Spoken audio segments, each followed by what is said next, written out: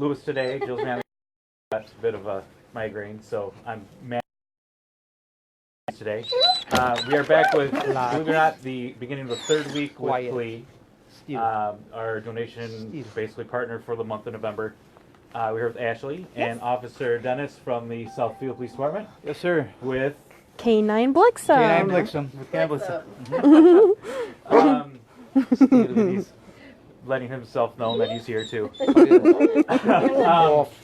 Once again, PLEA is our November charity of the month, basically. And again, Ashley, if you could just say a little bit about the charity, what you guys do, and why we're here. Okay, so we are a 501c3 volunteer-based nonprofit. We're based in Troy, Michigan. We donate bulletproof vests and safety equipment to K9 officers in need in Michigan and all over the nation.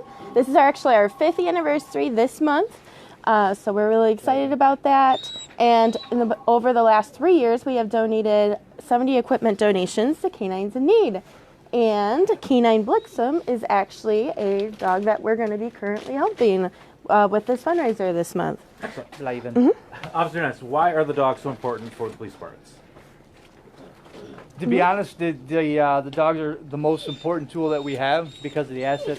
There's something that these dogs can do that people can't do, obviously, because of their noses, their senses, the energy they have. They track quiet. They do narcotics detection. They do explosive detection. They're dual purpose. They track. They do article searches. They obviously have obedience, and they can also do aggression work. Excellent. Tell us a little about how the departments get a dog.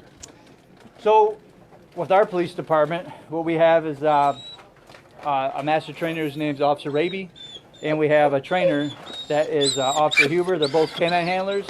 They are both part of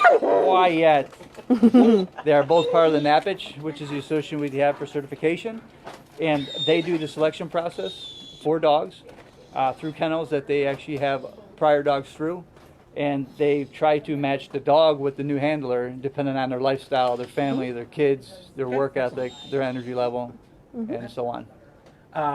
What, if any, part of the dog's day-to-day is covered by the department? So our department does have a budget. It is budgeted. They cover the necessities such as food and the health for the dog as through veterinary services, along with a vehicle provided for the dog.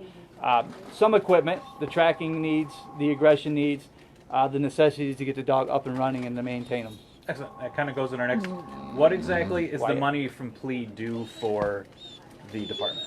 What does it cover and how will it help? So the money from PLEA would cover, I'm sorry? Good. Okay, yeah, so the money from PLEA would cover something the department may not think is a necessity. But us as handlers, such what we're trying to get now is night vision goggles. So us as handlers that work midnights, I'm assigned to midnights. Obviously everybody knows when it's midnight, it's pitch dark out. And being as dark as it is, on an open forest or field, or even an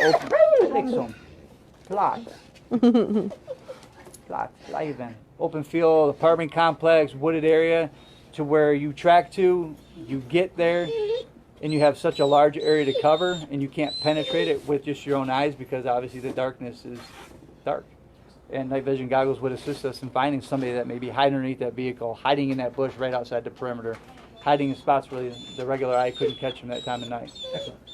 Ashley, for you, how does PLEA help that department get that extra stuff?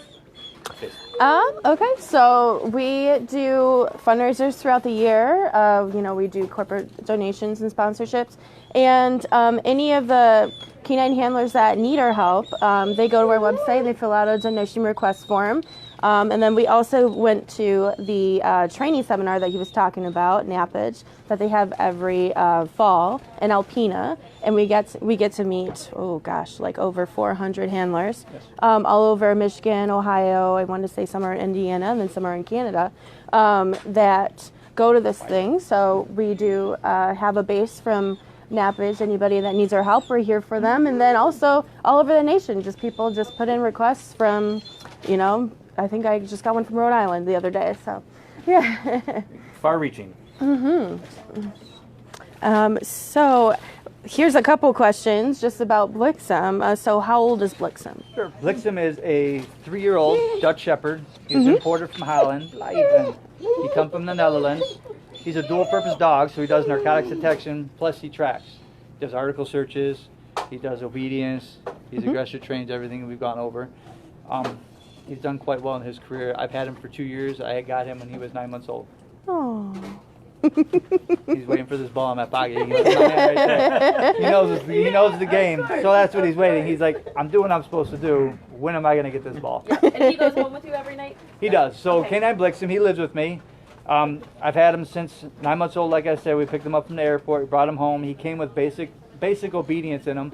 And then we put the narcotics detection orders in him, which is, at the time, marijuana, methamphetamine, cocaine, crack cocaine, heroin, MDMA, Molly.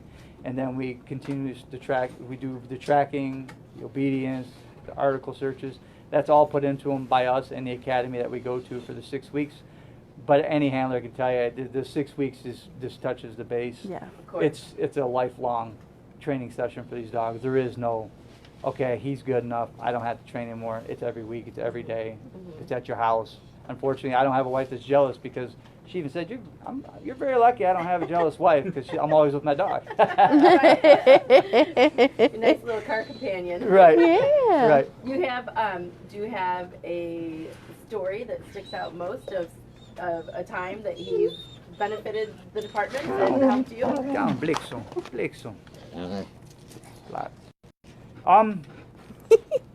The first track that I was on, it was an AOD for Redford. It was 2 years ago. They called for a home invasion. A lady's home had gotten broken into. 2 people bailed out of the house. They detained one of them. They lost track of the second one. Given the conditions, there was a foot of snow. I believe it was -7 that night. It was the night before New Year's Eve. It was the 30th of December, 2016, I believe. Yes, 16, 17. Maybe 16. The officer said, this is where I lost him at. I had no idea where he went, where he's gone. We have a perimeter set up. I have no idea where this person's at. So I was just fresh out of the academy that November. This was my first live track. I was excited. I was like, all this work, I hope this works. Let's see how this goes.